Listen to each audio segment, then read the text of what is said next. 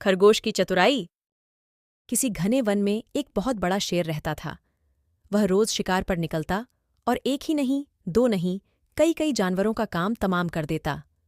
जंगल के जानवर डरने लगे कि अगर शेर इसी तरह शिकार करता रहा तो एक दिन ऐसा आएगा कि जंगल में कोई भी जानवर नहीं बचेगा।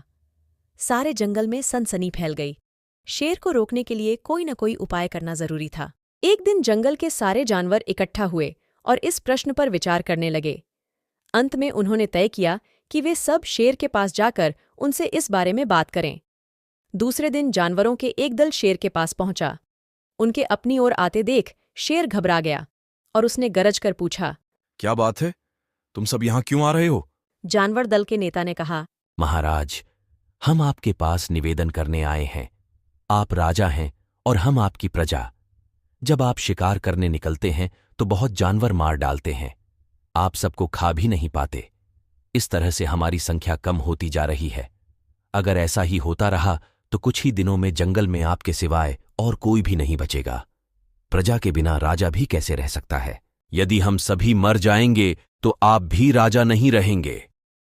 हम चाहते हैं कि आप सदा हमारे राजा बने रहें। आपसे हमारी विनती है कि आप अपने घर पर ही रहा करें। हर रोज स्वयं आपके खाने के लिए एक जानवर भेज दिया करेंगे। इस तरह से राजा और प्रजा दोनों ही चैन से रह सकेंगे। शेर को लगा कि जानवरों की बात में सच्चाई है। उसने पल भर सोचा, फिर बोला, अच्छी बात नहीं है। मैं तुम्हारे सुझाव को मान लेता हूं, लेकिन याद रखना, अगर किसी भी दिन तुमने मेरे खाने के लिए पूरा भोजन नहीं भेजा तो मैं जितने जानवर चाहूंगा मार डालूंगा। जानवरों के पास तो और कोई चारा नहीं, इसलिए उन्होंने शेर की शर्त मान ली और अपने अपने घर चले गए।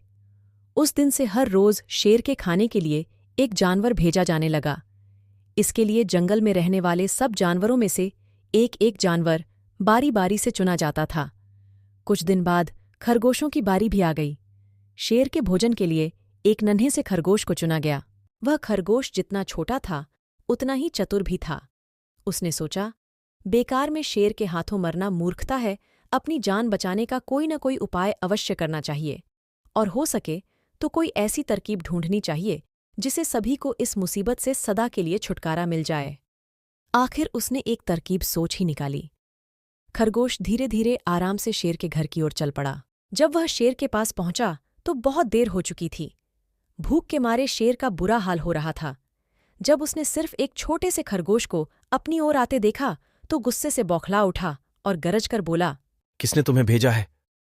एक तो पिद्दी जैसे हो, दूसरे इतनी देर से आ रहे हो। जिन बेवकूफों ने तुम्हें भेजा है मैं उन सबको ठीक करूंगा। एक एक का काम तमाम न किया तो मेरा नाम भी शेर नहीं। नन्हे खरगोश ने आदर से जमीन तक झुककर बोला, महाराज, अगर आप कृपा करके मेरी बात सुन लें तो मुझे या और जानवरों को दोष नहीं देंगे। वे तो जानते थे कि एक छोटा सा खरगोश आपके भोजन के लिए पूरा नहीं पड़ेगा, इसलिए उन्होंने 6 खरगोश भेजे थे।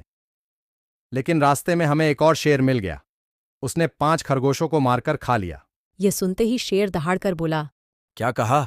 दूसरा शेर? कौन है वह? तुमने उसे कहाँ देखा? खरगोश ने कहा, महाराज, वह तो बहुत ही बड़ा शेर है। वह जमीन के अंदर बनी एक बड़ी गुफा में से निकला था। वह तो मुझे ही मारने जा रहा था, पर मैंने उससे कहा, सरकार, आपको पता नहीं कि आपने क्या अंधेर कर दिया है। हम सब अपने महाराज के भोजन के लिए जा रहे थे, लेकिन आपने उनका सारा खाना खा लिया है। हमारे महाराज ऐसी बातें सहन नहीं करेंगे। वे जरूर ही यहां आकर आपको मार डालेंगे। इस पर उसने पूछा, कौन है तुम्हारा राजा? मैंने जवाब दिया, हमारा राजा जंगल का सबसे बड़ा शेर है। महाराज, मेरे ऐसा कहते ही वह गुस्से से लाल पीला होकर बोला, बेवकूफ, इस जंगल का राजा सिर्फ मैं हूं। यहां सब जानवर मेरी प्रजा हैं। मैं उनके साथ जैसा चाहूं वैसा कर सकता हूं।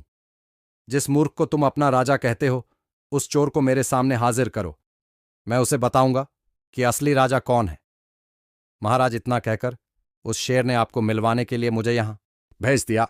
खरगोश की बात सुनकर शेर को बड़ा गुस्सा आया और वह बार बार गरजने लगा। उसकी भयानक गरज से सारा जंगल दहलने लगा। मुझे फौरन उस मूर्ख का पता बताओ। शेर ने दहाड़कर कहा, जब तक मैं उसे जान से न मार दूंगा मुझे चैन नहीं मिलेगा। बहुत अच्छा महाराज, खरगोश ने कहा, मौत ही उस दुष्ट की सजा है। अगर मैं और बड़ा और मजबूत होता तो मैं खुद ही उसके टुकड़े टुकड़े कर देता। शेर ने कहा। चलो, रास्ता दिखाओ। फौरन बताओ किधर चलना है। इधर आइए महाराज, इधर।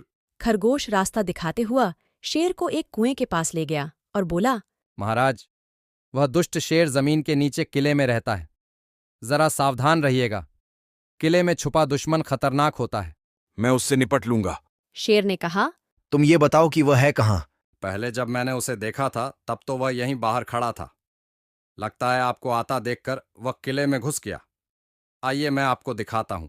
खरगोश ने कुएं के नजदीक आकर शेर से अंदर झांकने के लिए कहा।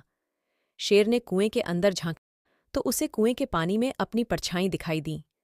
परछाई को देखकर शेर जोर से दहाड़ा। कुएं के अंदर से आती हुई अपने ही दहाड़ने की गूंज सुनकर उसने समझा कि दूसरा शेर भी दहाड़ रहा है। दुश्मन को तुरंत मार डालने के इरादे से वह फौरन कुएं में कूद पड़ा। कूदते ही पहले तो वह कुएं की दीवार से टकराया, फिर धड़ाम से पानी में गिरा और डूबकर मर गया। इस तरह चतुराई से शेर से छुट्टी पाकर नन्हा खरगोश घर लौटा। उसने जंगल के जानवरों को शेर के मारे जाने की कहानी सुनाई। दुश्मन के मारे जाने की खबर से सारे जंगल में खुशी फैल गई। जंगल के सभी जानवर खरगोश की जय जयकार करने लगे। अगर आप लोगों को वीडियो और कहानियां अच्छी लगी हो तो चैनल को सब्सक्राइब एंड वीडियो को लाइक जरूर करना।